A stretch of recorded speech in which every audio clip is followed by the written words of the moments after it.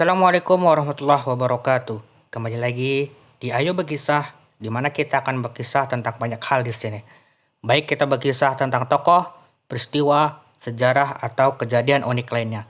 Tapi sebelum kita berkisah, jangan lupa untuk subscribe, like, dan share channel ini ke teman atau saudaramu jika kamu merasa pembahasan yang akan kita bahas pada video ini bermanfaat. Audio Jungle.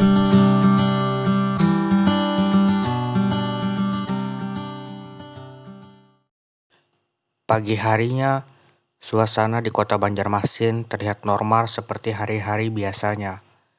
Namun, petaka datang saat siang hari kira-kira selepas sholat Jumat. Semua bermula dari kampanye akbar Partai Golkar.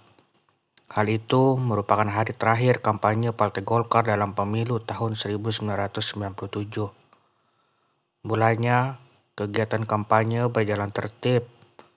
Kader dan simpatisan Partai Golkar membagi-bagikan sapu tangan bergambar beringin dan bekal nasi bungkus kepada warga. Sekitar pukul 12 atau tengah hari, umat Islam menjalankan ibadah sholat Jumat. Sewaktu ibadah berlangsung, sebagian masa kampanye Partai Golkar yang umumnya terdiri dari anak-anak muda dan remaja masih berkampanye. Mereka berputar-putar keliling kota dengan menaiki sepeda motor. Banyak di antara sepeda motor itu knalpotnya dicopoti, dan suara raungan Mesir dirasakan sangat mengusik ketenangan mereka yang sedang bersembahyang. Puncaknya, ketika arak-arakan sepeda motor tersebut melewati Masjid Nur di Jalan Pangeran Samudra. Masjid ini terletak di daerah basis Partai Persatuan Pembangunan atau P3. Menurut sumber dari tim Lembaga Bantuan Hukum Nusantara atau LBHN cabang Banjarmasin yang melakukan investigasi ke lapangan, ketika masa yang akan berkampanye itu melintas, jamaah sholat Jumat yang luber sampai ke jalanan masih sedang berdoa. Sebenarnya, polisi lalu lintas sedang berusaha menghadang massa, namun Satgas Golkar bersikeras untuk melewati jalan itu. Kemarahan jemaah dengan cepat menyebar setelah sholat Jumat dan sampai ke telinga penduduk di berbagai sudut kota Banjarmasin lainnya. Setelah sholat Jumat, terjadilah kerusuhan di depan kantor DPD Golkar Kalimantan Selatan. Dengan cepat, kerusuhan menjalar ke kemana-mana. Massa merusak dan membakar mobil-mobil pribadi yang ditemui di jalan raya. Batu-batu berserakan, pecahan kaca bertebaran di mana-mana. Massa juga merusak dan melempari ruko-ruko yang berderet di sepanjang jalan.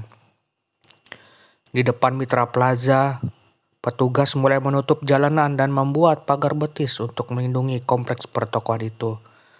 Tetapi ribuan massa tidak terbendung. Mereka merengsek ke depan, memecah pagar betis petugas, memecah kaca-kaca etalase, masuk ke dalam gedung, dan menjarah apa saja yang bisa diambil. Gas air mata yang disemprotkan petugas tidak mampu menahan mereka. Hingga saat itu, Mitra Plaza baru dirusak tetapi belum terbakar.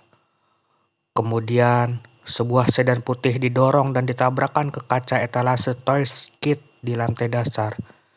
Sebelum akhirnya mobil itu dibakar, api segera menyebar ke seluruh gedung. Setelah Mitra Plaza terbakar, gedung-gedung lainnya menyusul. Malam itu, seluruh 4 lantai gedung Mitra Plaza musnah terbakar.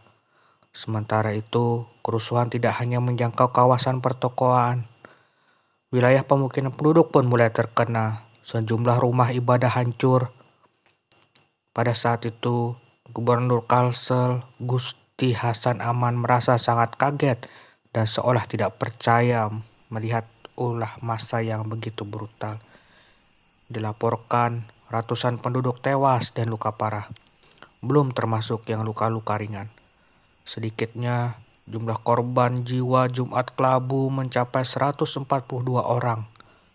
Ratusan mayat dikubur secara massal dengan tata cara Islam di Kompleks Pemakaman Landasan Ulin, Kecamatan Landasan Ulin, Banjarbaru, yang terletak 22 km sebelah tenggara Banjarmasin.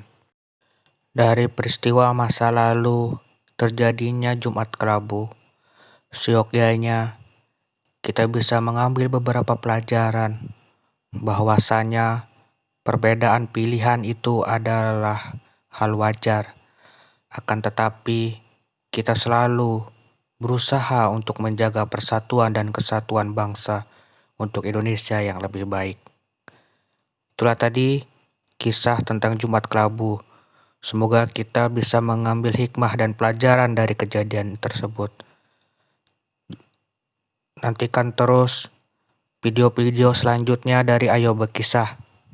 Dan jangan lupa subscribe, like, dan share video ini ke temanmu jika kamu merasa video ini bermanfaat.